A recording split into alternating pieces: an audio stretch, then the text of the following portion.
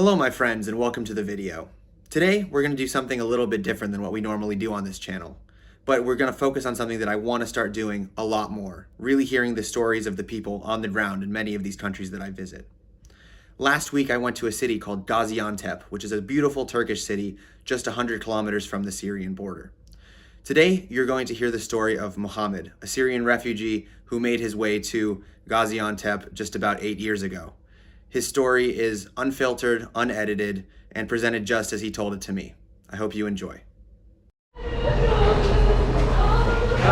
Okay, everyone knows about the demonstration in Syria that has started in 2011 and it became a revolution all over the country. After that, the situation was becoming worse and worse. And the regime army was dealing with civilian people in a very bad way. Everywhere, like all over Syria. All over Syria, especially especially where there were demonstrations. Okay. And then the war has started. It became armed conflict. 2011. Late 2011. Okay. Some soldiers from the army, they left the army and they stand with the people and their right requests for living in peace and justice and things like this. And then the situation became more complicated gradually. I get married early in 2013 and my house was in the regime areas, but just to the 0 point, so it was a conflict area. Okay. So many days we were sleeping at home and under rockets. So you could hear all the fighting all the time? Yes, all the time. And when we used to cut the streets, we used to cut them running because there are snipers. Right. Gradually, my city has changed. Strange people came to the city, soldiers of the regime, and in the evening they used to walk in the street. You know that at that time there were no services, no electricity, no gas, and no petroleum, nothing almost. And then the city has changed a lot, and it was very risky to me to stay in the city because my friends started to be recalled for the military service. Okay, for the regime military. For the regime military, of course. And then I was not able to leave my wife alone at home. Right.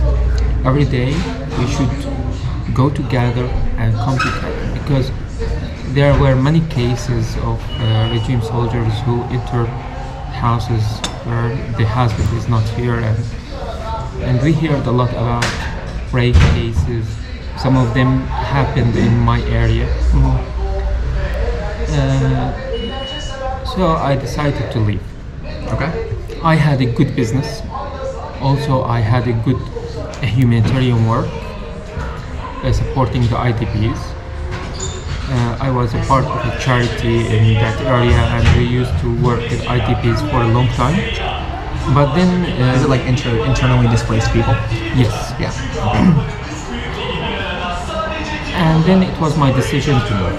When I decided to move, I started to talk with my wife about that. Okay. And she was refusing the idea. To leave alone. Yes. Okay.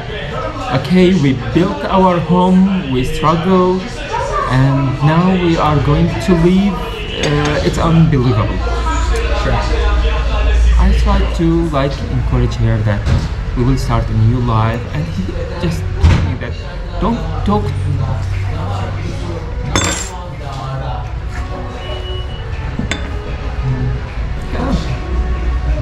No, it's alright, I'm sorry. It was very hard to leave my city,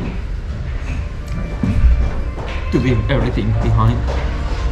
And then yes, we came here and we start building ourselves from zero, from So- scratch. Sure. So how did you get to Turkey? I think it's a question. Yeah, I was living in the region areas, so getting my stuff out of my house, it was very it was not easy at all. You need to take permission from here, permission from there. Take your clothes out of your home. Right. And then we managed to take them, and we took a van. And I was worried about, am I recalled for the military service or not? I don't know yet. What happened is I told the driver that I need to go to Turkey, so take me to the border. He said, don't care, I will take you. So on the way, getting out of Aleppo, there were like more than 200 checkpoints to reach the liberated areas. 200 checkpoints? Yes. So you walk few meters, another checkpoint. Few meters, another checkpoint. Wow. So it takes like small distance. It takes you many hours from the early morning to the evening, and he have money beside him. On every checkpoint, give him some money. Right. So that's why they did not ask about my ID card to check it. Okay. And then by the evening, okay, we are released. Now we are in the liberated area and we are heading to the border. We crossed the other day because we arrived late. And yes, we came to Gaziantep. Okay. In Gaziantep, I didn't find myself like a stranger here because a lot of our friends, we meet them here. All of them has stories like me and worse than me, and they start their life here. Were there people that you knew from Aleppo that had Yes. made it here? Yes. So there was already a community waiting for Yes. you. Okay. Yes. So I start working as a teacher again. Okay. My wife also has started working as a teacher, and now my wife is happy Great. because at the last days in Aleppo, we have nothing to do. We just go to our work and come back. We are not able to go in the evenings anywhere. The life was very, very hard at that time. And now, yes, we can go in the evening, we can meet friends, and yes, we can start building our life again. So when I came to Turkey, I had support even from my old friends, Okay. which was really appreciated. I remember when I first came, there were someone I did not know in person before. We communicate on Facebook, and there were like someone between us, like a common friend between us, and he asked me, he told me that when you arrive, just call me. I called him and he said, where are you? I said, in this place. He said, I'm waiting for you, this is the location, come to here. I said, okay, just let me go to a hotel before and then I will come to you. He said, no way, you are coming to my place. Person I did not meet before. And yes, you come, you stay in my place, and until you find a suitable place for you, you can go, you can leave. And yes, this is what happened.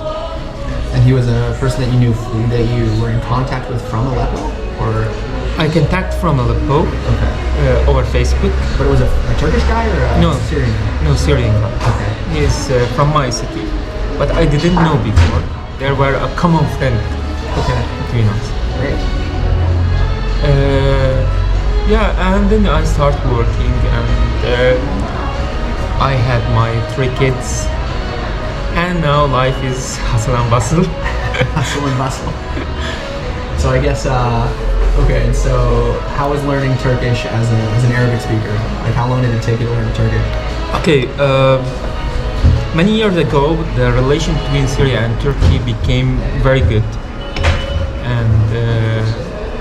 and there were some kind of Turkish courses inside Syria. So I started learning Turkish in 2005-2006.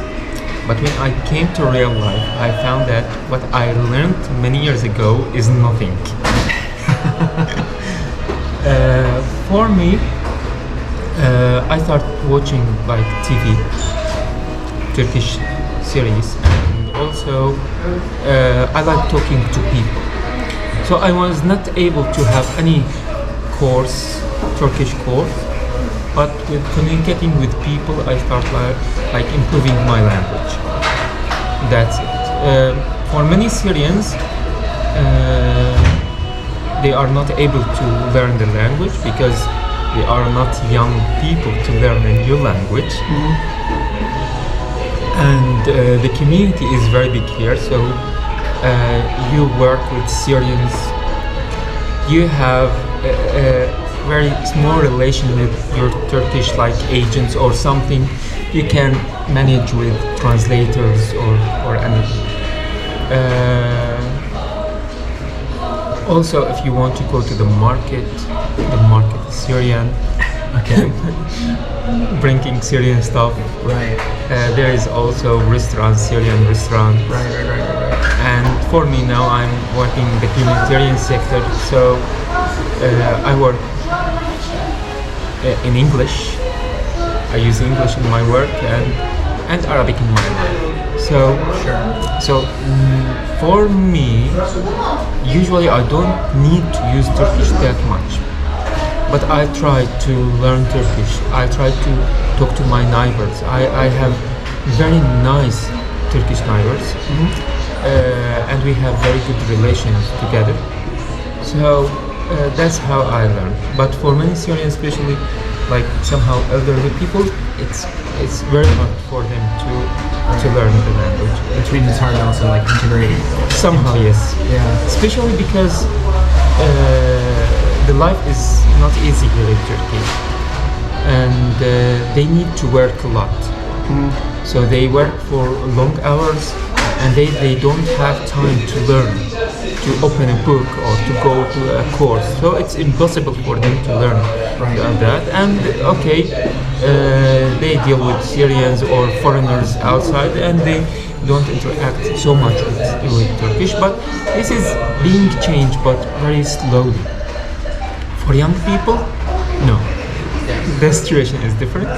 Young people, especially children in school, now they talk Turkish, even very good.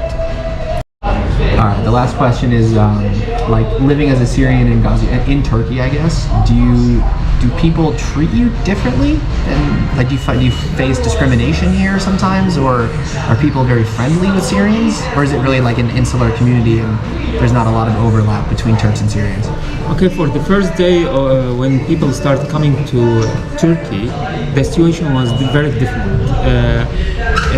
Turkish people were welcoming Syrian people a lot. They used to provide them houses, furniture for their houses and something like this. But after a few times, the number of Syrians became very big, and some cities start to be affected by this number, like in Gaziantep. Like a lot of Syrians came to Gaziantep, and some people start thinking that the Syrians taking job opportunities, which is totally not correct. But people trying to find someone to blame for things. Sure. So there were tension between Syrians and Turkish people in general. After a while, this tension became less a little bit. Some people stay face like some, if we can say, like discrimination treatment. But for me, I never had something like this. I never. Okay. But I saw some people had like this discrimination. The most obstacles about this kind of integration is the language. Sure. Turkish people like people who talk the language. Right. So if you start, especially for Syrians, if they are talking English, they became very stressed about English. But if you start talking Turkish, you find the same person has changed his treatment with you. Okay.